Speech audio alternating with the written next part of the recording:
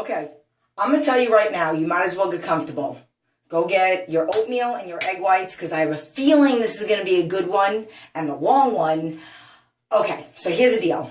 So I had a client that sent me a voice recorded message last night from an old video that popped up into my newsfeed. Somebody commented on it. I was crying in the video. It was about all the hate on the picture of me and my son.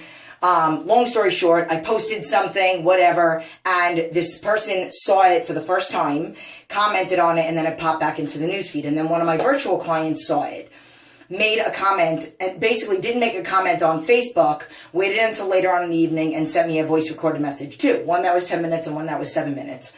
Love my little voice recorded app. Love that everybody else has it. It's so fantastic. That being said, she used the greatest 2 words ever in all this time that and she even made a comment about this. I call myself a health coach. I don't call myself a personal trainer, but I even can call myself a life coach because I do give advice on other little things like no excuse that you slept through your alarm, set 4 alarms. Same thing with me. Literally, I wake up at 3:30 in the morning. I've never been late, never slept through alarm, never not showed up on a client, never missed food logs because I have 4 alarms just in case if the lights go out. I have an alarm clock that isn't battery operated, then one that is, then my phone, and then another alarm clock across the room. So I have to get up and shut it off. No excuse. That's a life coach, but whatever. So basically in this voice recorded message, she said some amazing things, and I just so happened to have also, because I told you guys that I would start documenting this new journey that I'm on dealing with this PTSD. And I actually just, today is Thursday, Tuesday, saw my trauma therapist. So we're going to go into a tiny little bit of that. But my favorite thing that she said was, she said, "You're teaching me about," or something like that, "emotional sanity." Oh my God, that is brilliant. That is what this is all about. Emotional sanity. It's kind of a play on something that I literally just read. Oh God, what is the name of the book? Waking the Tiger of Trauma is the book that I'm reading right now that my trauma therapist recommended. Literally, I walked outside of her office, sat in my car, and downloaded it on my Kindle. And I'm reading it now when I run, and then I have a little notebook. But I can't run and jot down notes, so I voice record it, and then after I get off my treadmill, I write it down in my notebook, and then when I go see her, I'm going to tell her about all these things. But that emotional sanity, like, totally blew my mind yesterday. And then I'm reading something in one of the chapters on trauma. They talk about how there's so many things that I took pictures of or flagged and then went back and took pictures of when I was reading it. But there was one part of it that says that most of the time people are trying to live like a normal lifestyle and they have all these emotions. And like one of the things that I wrote down, can't even read my own handwriting, is that people feel hopeless or like a feeling of despair when they're trying to be social with other people. And part of the reason why they feel that way is because they feel in the back of their mind that they're supposed to be acting normal, or they feel like other people are thinking that they should be acting normal because they've been dealing with whatever trauma they went through in the past, if they even know about it, and they should by now know how to deal with it. Which is totally like off the wall, out of control. Because unless you're like directed as to how to deal with it. And I'm excited about this, like meeting with the therapist and hearing about all these things that I'm telling her, and then reading this book and, having these emotions of how I don't have a memory about a lot of things and all that other stuff. It's exciting to me. It's exciting to me for a couple reasons, and this is something that I left in the voice recorded message back to my client. The more bad things that happen in my life, poor choice of words, not so good things that happen in my life, is just another opportunity for me to inspire people.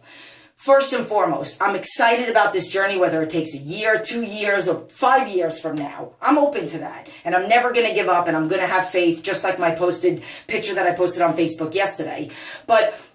And I have to. And it took 7 years before I didn't believe that I was stupid, of saying stupid, I'm not stupid 2 times a day. So I know that this is going to be a tough journey. But ADD. Totally forgot where I was going with this. Oh my God. Okay, wait, let me read my notes.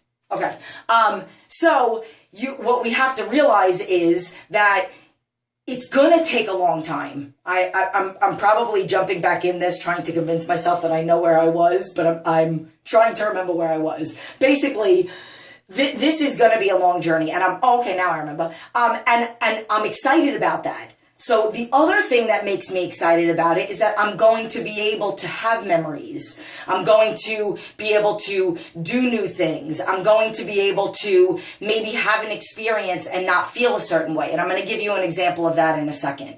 So like, I don't mind that these things happen to me because, and I literally said to her yesterday on the voice recorded message, I need you guys more than you guys need me. Like, if I didn't have somebody to inspire, maybe I wouldn't be as inspired. If I didn't have Crohn's disease, maybe I'd be eating Cadbury eggs all day long. Like, literally, these are the things that drive me. Like, the therapist actually said to me, like, do you ever sit down and think to yourself, oh my God, like what I have been through? And I'm telling her all this stuff. Oh, my dad used to do this to me. And yes, I was beaten up. And yes, this. And then this happened. And I opened up a restaurant. He beat me up 2 weeks before the restaurant. And then I had to sign it over into his name. And she's like this, like smiling at me. And I kind of knew what she was thinking, but she was like, you are amazing. Like, you are a survivor. And then I'm telling her all the things that I've accomplished, and I do, and we all need to do these things. I don't do it at all, and I said this to my client, I don't do it at all in a cocky way, but literally at least once a day, if not once every other day, I sit and I think of how grateful I am, of how things could be 1,000 times worse. With what I've come through, maybe I wouldn't, if I would have just marinated in all the things that I've been through, maybe I wouldn't have the fantastic husband that I had. Thank God for every crappy boyfriend because it led me to Christian. You know, maybe if I would have marinated in the misery of my childhood on certain extents, maybe I wouldn't have this beyond fantastic, amazing child that I have that blows my mind the things that he does sometimes. Like, one of the most amazing kids. Woo! Okay, so there's one thing that also got me excited and it made me think of this. The therapist asked me, you know, I was telling her about how I have to do a lot of things and I understand I am going to have to slow down. I am making it a point. She tells me that every day I have to get 20 minutes of an Epsom salt bath in. Every day, 20 minutes of me fitting that into my crazy schedule because of all the body pain that I'm in. I'm also going to see a very homeopathic, all natural. She's an MD, but she doesn't believe in medication. Oh, like literally, I cannot wait to see her in 2 Wednesdays from now. So like she's going to teach me about things that I can take for my PTSD and my chronic pain in my body overall. So I'm going to start things like that. I'm, of course, going to tell you guys about all these things. But getting back to this thing, I was telling her about how I always have to multitask. Like I have to do 1,000 things at the same time. That's part of the reason why I've been doing this for so long that I don't remember some of the things because of me doing 2 things at one time. But I am also masking something that I didn't even realize I was masking. So like I do have a little bit of anxiety. Like I think of it, but then I kind of blow it off right away. So for example, she asked me, why do you always read a book and listen to music at the same time while you're running on the treadmill? And I was like, because it would be boring if I only had music. I'm staring at the walls. I can't run outside because I just don't like running outside. I like seeing the distance. I like seeing the speed. I like changing it. I like knowing all those things since I'm a control freak. Then she said, well, why can't you just read a book and then not hear anything? And I'm like, because then I could like hear my breathing, hear the treadmill, and it gets annoying. And then she's like, well, what would happen if you didn't have those things? And I was like, I don't know. Maybe I'd be bored or maybe I would start thinking. And then I realized, like, I never watch the news and I don't really like to watch a lot of TV. I mean, me and my husband sometimes lay down mainly because of the pain that I'm in, but also throughout the years, when I was back in New York, before I even met Christian, I never watched TV. I never watched the news. I do not want to know about that. There's enough crap in the world. I don't need to hear about it. It's just so damn depressing.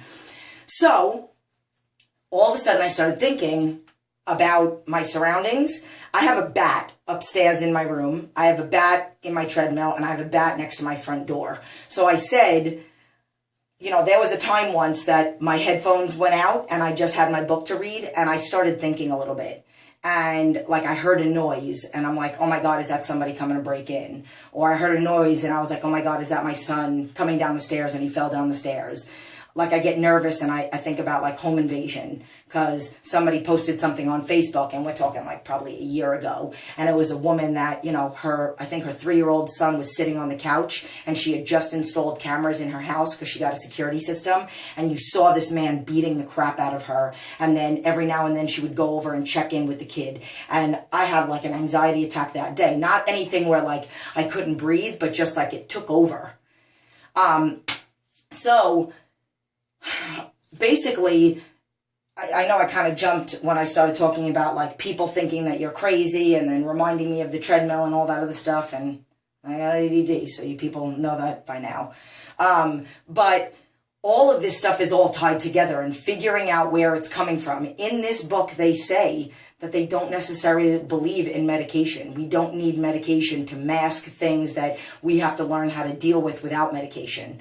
We have to figure out what it was. In the book, it says you don't have to go back and relive them. You don't have to go back and be around the person that, you know, did this or whatever. But we have to learn how to deal with the response that we get.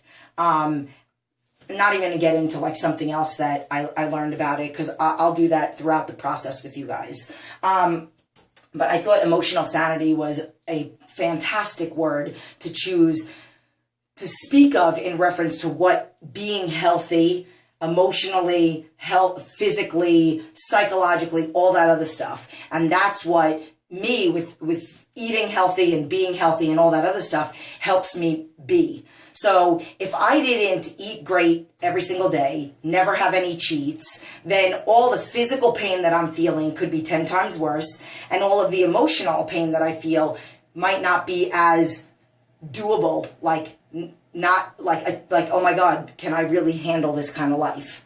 And when you eat unhealthy, you have emotions like that. You know, when you do eat healthy and when you are healthy, everything works properly, everything. So, I mean, right now I'm dealing with a lot, but I'm able to deal with it and still maintain daily functional life, still train people, still inspire people, still do food logs every day, still be a mom, still drive around, still work out, still sweat like crazy, all that other stuff. So it all kind of ties together. Okay, then another thing that she mentioned is she said that she's like working out right now and she had a good leg workout, and there's somebody else in her job that has asked her, and this is something that happens to a lot of people. In my video, I talked about that woman. There was a woman that was right next to me on the treadmill, and she kind of asked me a question. I'm not going to get into it. She asked me a question, and she kind of gave me like a dirty look or whatever, and whatever. But basically, let's just talk about the theme of what happened. The theme of what happened was, when we work out, we're sore. You know, kettlebell training. I had one of my clients, love her, one of my clients in the studio, and apparently this happened to my client. I guess she had bruises over here. And this woman that's my client that comes into the studio, she's a professional. She has black and blues over here. Her boss calls her into the office and he's like, what is going on with your arms? Is everything okay at home? Blah, blah, blah. Like, people are thinking domestic abuse, all that other stuff. And she's like, these are my battle wounds. This is from kettlebell training with Jen. And literally, it's from the kettlebells. You don't want them to slam. You got to learn how to rotate so that they land a little bit nicer. But we all have battle wounds. Battle wounds are on our wrists until we get used to the movement. Our body needs whatever. The point is that people have asked that person and other people, why do you do it? You're sore and you can't even sit down and all that other stuff. Isn't it uncomfortable? Aren't you hurting yourself? But here's the thing. First of all, where is it coming from? It's coming from somebody, most of the time, coming from somebody that doesn't work out, probably isn't very happy with themselves. At this time in their life, they're not mentally ready to put in the work to get themselves to feel good. So let's just say me, for example. I have a bruise and my legs are sore and I'm having a hard time sitting down and, oh my God, it hurts and blah, blah, blah.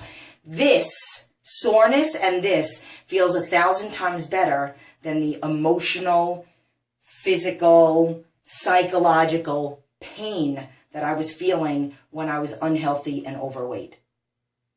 That's what these people have to think about. I will take sore muscles and having a hard time getting in and out of a seat and a little black and blue over emotional insecurities, self-consciousness, inadequate feelings, uncomfortable sitting down, feeling like my legs, not being able to buy. I'll take that any day. And that's what people don't realize. So they sit there and they say, you know, and even things like, aren't you afraid you're going to start looking like a man? Okay, really? Like, I've had people say this all the time. No, I don't really think that I look like a man. I actually think that I look like a woman. I don't think men have these. If I have a few muscles around my knockers and around my lady parts and around my nice little booty right over here, having a couple shoulder and bicep and tricep and ab and leg muscles doesn't make me a dude. I can look pretty when I want to. I can dress up nice and I can be feminine looking with a little bit of muscles. And if you have the nerve to make a comment about that, you really have to start, like I always say to people, didn't your mom ever teach you if you don't have anything nice to say, don't say it at all? Unless I ask you, hey, do you think I look like a dude? Yeah, I think you do. That's different than if I'm standing there and you're like, aren't you afraid you're going to get too bulky and then look like a man? So I want you to think about that. So rewind back to what I said. Me to the person, to you. If you are the person that is sitting here watching my video and you have ever judged somebody or thought in the back of your mind, or even if this has happened to you and you want to say it back to that person, you know, it's kind of be crappy if you were like, well, you know, I would rather have this pain than the pain you feel every day looking in the mirror. Like, you can't say that to them. That was pretty jacked up, if you ask me. Two other things. Wow, it's getting long. I told you, get comfortable. Two other things super quick. One of my clients, and this happens sometimes, you get to your goal weight and then it's hard to maintain it. I've done a video on maintaining. But specifically, late night eating. I always tell clients, late night picking is not you craving things. It's nothing but a habit. So late night picking is going to be all about changing your night habits. So this person is newly married, so there's that comfortability, and with comfortability in America, what do? We linked everything to food.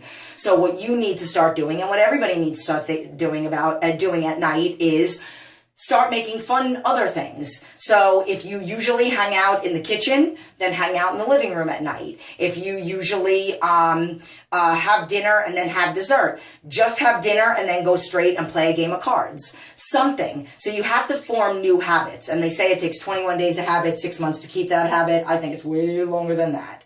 So it's just creating new practices. And you have to say it. So maybe right after you're done watching this video, write yourself a reminder and save it in your phone to go home and plan what you're going to do after dinner for your late night new habits. Do it like you have the opportunity right now to write this down, save it, and then get it started. One other thing, that's my friend on Facebook, her name is Kim. She said it was okay that I use her name. She sent me a beautiful message, and I know there are a lot of people out there that when you think about eating healthy and you think about changing food, that they feel like they're on a diet and that they can't make, you know, oh my God, I can't, you know, I'm not going to be able to be in the kitchen, I'm not going to be able to do this and be all creative and all that other stuff. You can. First of all, I always say, your food can have flavor. You don't have to eat the way that I eat. I just do it because of my condition. Your food can have sage, thyme, rosemary, like all these great seasonings that are not salt-based, not marinated, not creamy stuff, not a lot of fat, all that. But then there's something else that she said, and she said for all the people that kind of need that mind F, which, you know what I mean, the F-U, you know what? She said there are so many things that she started doing about getting creative in the kitchen.